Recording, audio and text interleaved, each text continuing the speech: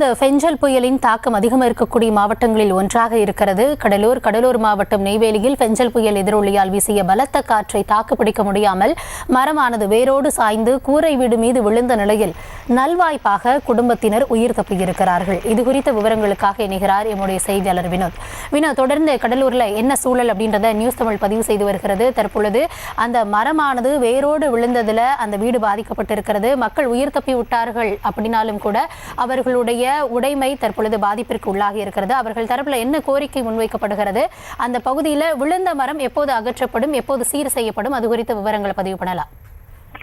நிச்சயமாக கௌதமி, வங்கக்கடலில் உருவாகிய பெங்ஜம் புயல் தற்பொழுது கரையை கடந்து இருக்கக்கூடிய சூழலிலே அதனுடைய தாக்கம் இன்னும் குறையாமல் கனத்த மழை பெய்து வருகிறது.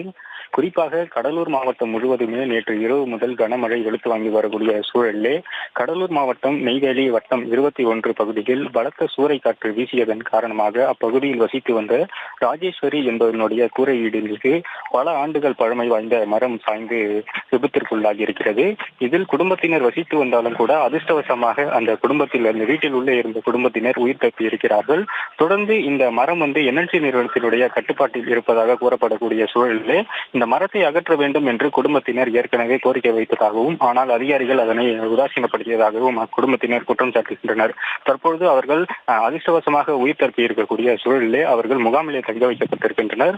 மேலும் என்எல்சி ஊழியர்கள் அந்த மரத்தை அகற்றக்கூடிய பணியிலையும் தொடர்ந்து ஈடுபட்டு வருகின்றனர்.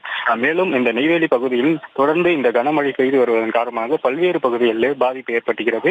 தொடர்ந்து மின்சாரம் துண்டிக்கப்பட்டிருப்பதன் காரணமாக பல்வேறு பகுதிகளிலே குடிநீர் இல்லாமல் மக்கள் திண்டாடும் நிலையும் ஏற்பட்டிருக்கிறது. கௌதமி,